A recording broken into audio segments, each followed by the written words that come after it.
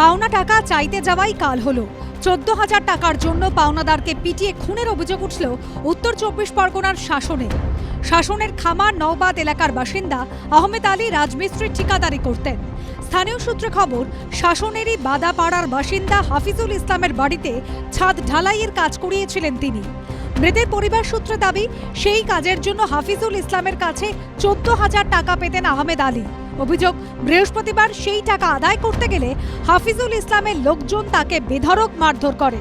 আশঙ্কাজনক অবস্থায় তাকে বারাসাত হাসপাতালে নিয়ে যাওয়া হলে চিকিৎসকরা মৃত বলে ঘোষণা করেন।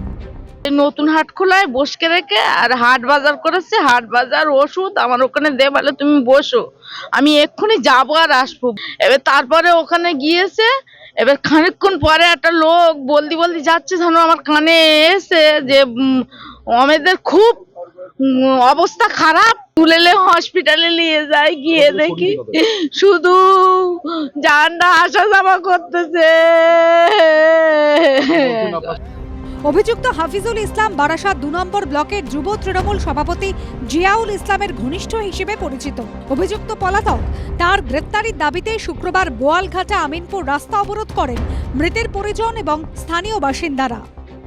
কালকে ওর কাছে টাকা চেয়েছে, ওকে রাত তখন 8টা বাজে ওকে ডেকে নিয়ে নৃশংসভাবে শাসন বাজারে মমতা বস্ত্রালয় বলে ওই বস্ত্রালয়ে ওখানে ধরে ওকে মার্ডার করে দিয়েছে।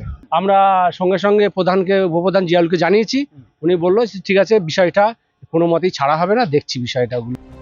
বারাসাত 2 নম্বর ব্লকের যুব তৃণমূল সভাপতি জিয়াউল ইসলামের সঙ্গে যোগাযোগ করলে তিনি কোনো প্রতিক্রিয়া দিতে চাননি। সমীরণ পালের রিপোর্ট, এবিপি আনন্দ, উত্তর 24 পরগনা। বুথ ধরে ধরে সার্ভে করবে, বুথ ধরে ধরে সার্ভে করে টাকা সব বন্ধ করে দেবে, যে ভোটটা আমাদের দাও। ভোট দাও, প্রকল্প নাও।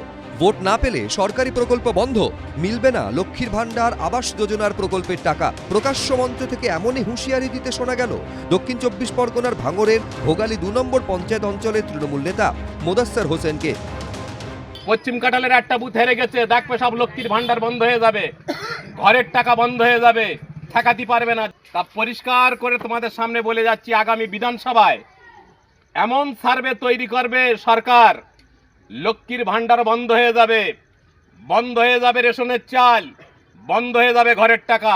এটা মাথায় রেখে দিও যে ভোটটা আমাদের দাও, দলটা আমাদের করো, আমাদের কাছ থেকে সুযোগ সুবিধা বুঝে নাও।